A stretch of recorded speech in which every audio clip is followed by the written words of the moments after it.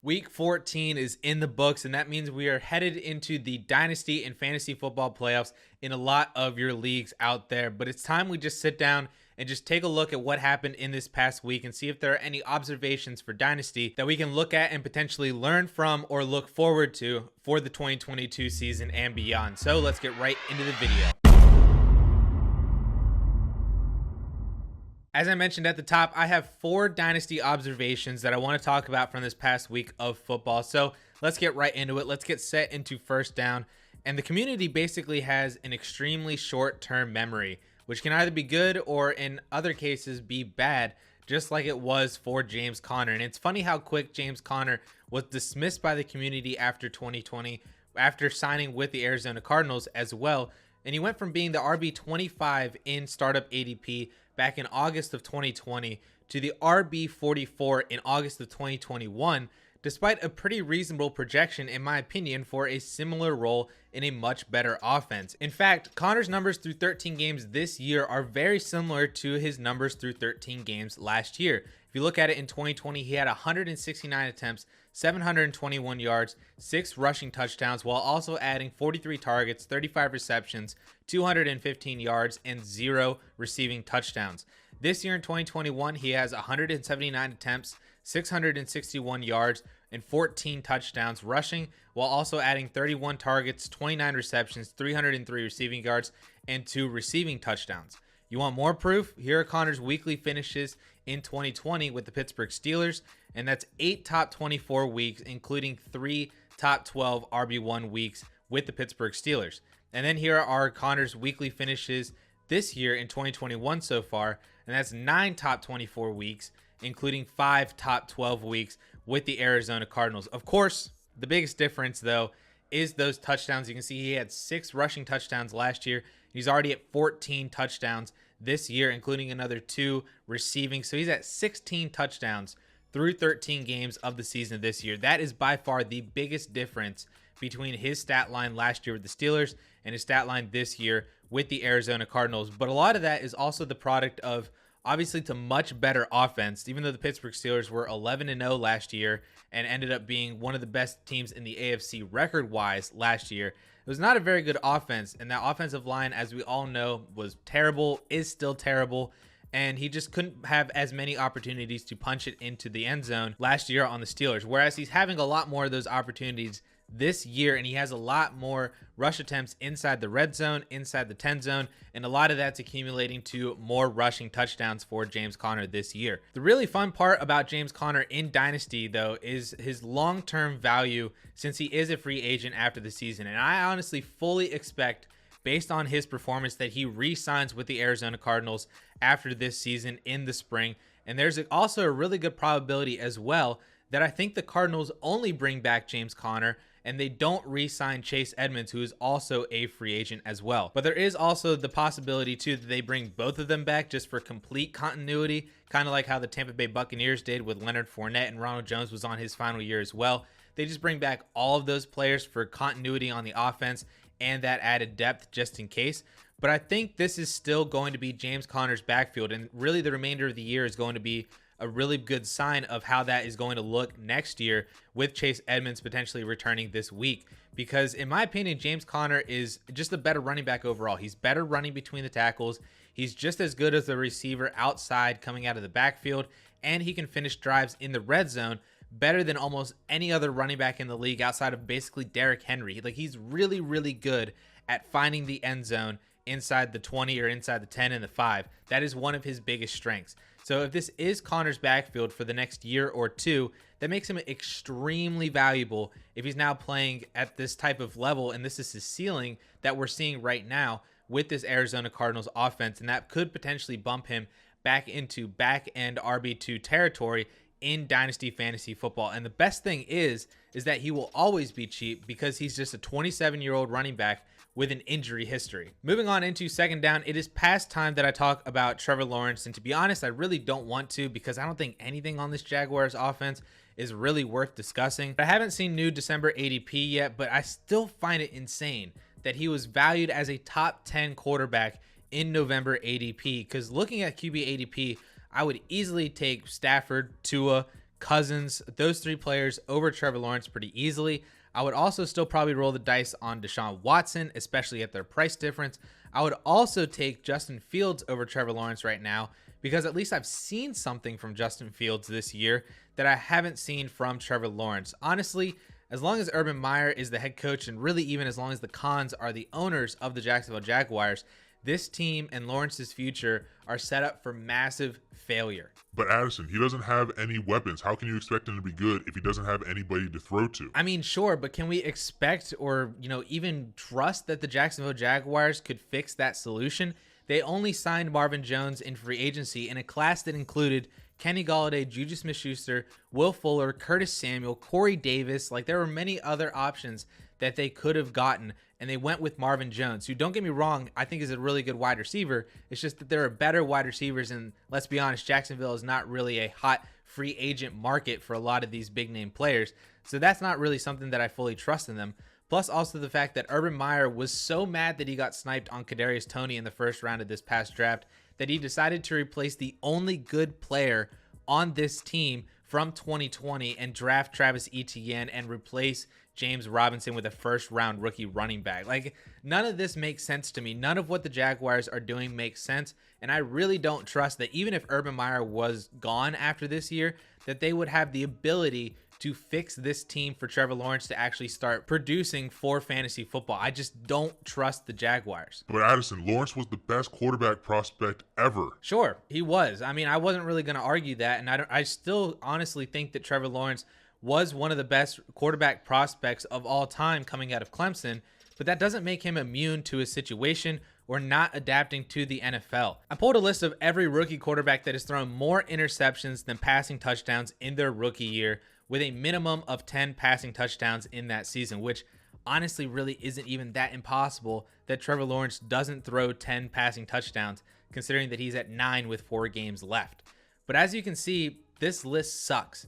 This list, out of 15 quarterbacks, the only good ones to go on to have actually good fantasy relevance were Matthew Stafford, Josh Allen, and Ryan Tannehill. Overall, this list is not good company to be on as a rookie quarterback and spells the possible beginnings of a potential bust early in their careers. Side note, there's also another rookie quarterback that fits on this list as well. Moving on into third down, and keeping with the disappointing players for fantasy, I want to switch over to the tight end position and talk about Travis Kelce, who is just having the worst fantasy season of his entire career as the tight end 2 overall. Yes, I know that sounds crazy.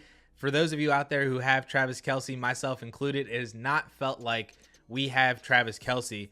Yet he is still the tight end 2 this year. Actually was just usurped by Mark Andrews this past week and was a tight end 1 basically the entire year up until this past week, still averaging over 15 fantasy points per game.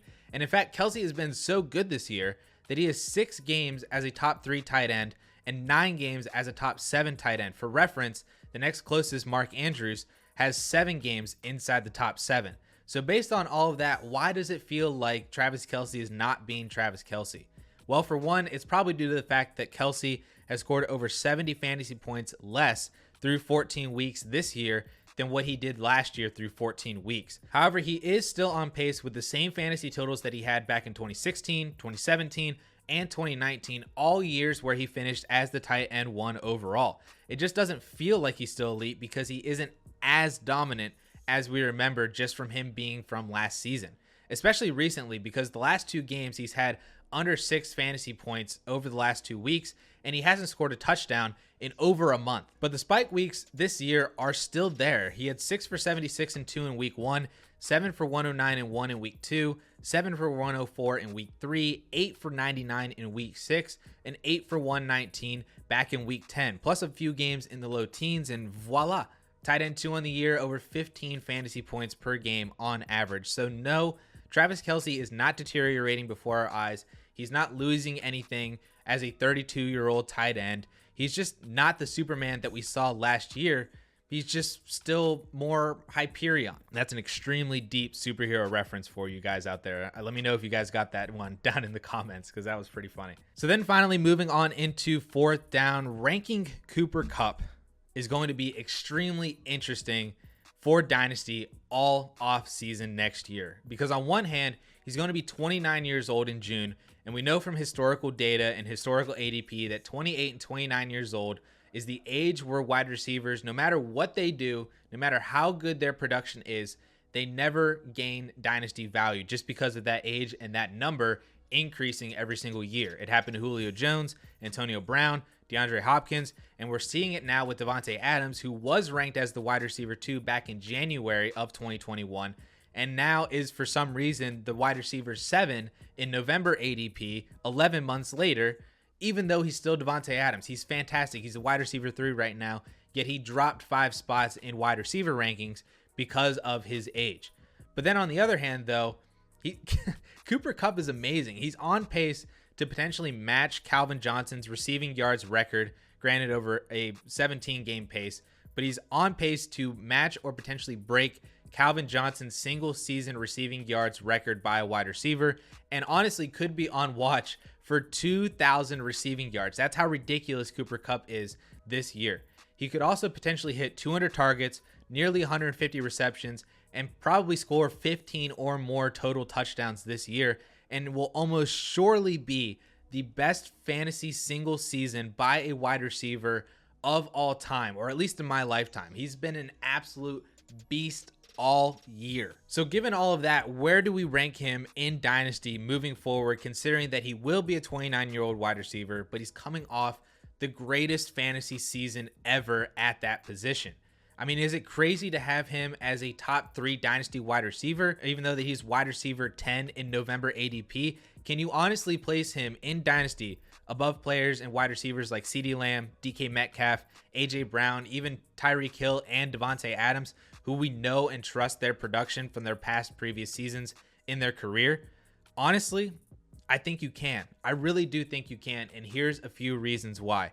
Number one, he's on his current contract right now through the year 2023, making him a free agent in 2024, which gives you basically a minimum of 2 more years on the LA Rams right now, assuming that he doesn't sign some massive deal that rewards him for his production this year. Number 2, he's tied with Matthew Stafford through at least next year, because Matthew Stafford is a free agent in 2023.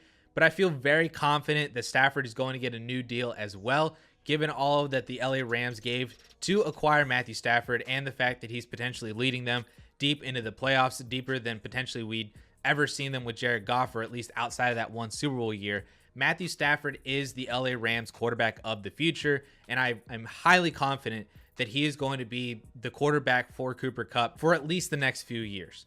Number 3, he's been elite before. I mean, he was the wide receiver 4 in 2019 with a 94 for 1,210 stat line back in 2019, just 2 years ago, the wide receiver 4. Last year was a weird year, though, where he had the volume. He had 124 targets, 92 receptions. He just only scored 3 times. It was not a very Cooper Kupp year in terms of receiving touchdowns. Found the end zone 3 times with Jared Goff, but obviously got that massive upgrade like we already talked about with Matthew Stafford at quarterback, and look at where he is now. But then number 4, his game is not built on speed. It's built rather on precision and mastery of route running. He is a phenomenal slot wide receiver. He's a true route tactician. He has the football knowledge to beat any and all defenses and just be open on like every single play. He's absolutely insane and amazing. His game is not built on speed, on sub 4.4 speed, on just being bigger and stronger than everybody else. And because of that, then he is more of a player where his body is not going to break down or deteriorate, and thus his game is going to decline because of any potential injuries or his body deteriorating over time with age. He is much more of a player and fits closer to guys like Adam Thielen, Keenan Allen, Larry Fitzgerald, these route tacticians that are just so good at getting open and still continuing to be elite wide receivers well into their early 30s, like we're seeing with Adam Thielen, like we saw with Larry Fitzgerald, like I think we're going to see with Keenan Allen as well. And that is going to make him very, very valuable if we continue to see Cooper Kupp stay healthy like he has basically his entire season outside of his ACL year, while also being paired with one of the best quarterbacks in the league right now, on one of the best offenses in the league right now, well into his early 30s, given the fact that he's only going to be 29 years old next year. That gives us at least, in my opinion, 3 to 4 more years of elite fantasy production, which in my opinion warrants a top 3 dynasty wide receiver valuation. So that is it. Those are the 4 dynasty observations that I was looking at and wanted to discuss this week from this past week 14 of fantasy football. And if you would like to see more of a breakdown of the entire slate of week 14, you can click right up here and watch that video. And with that all being said, guys, thank you all so much for watching. We'll catch y'all later.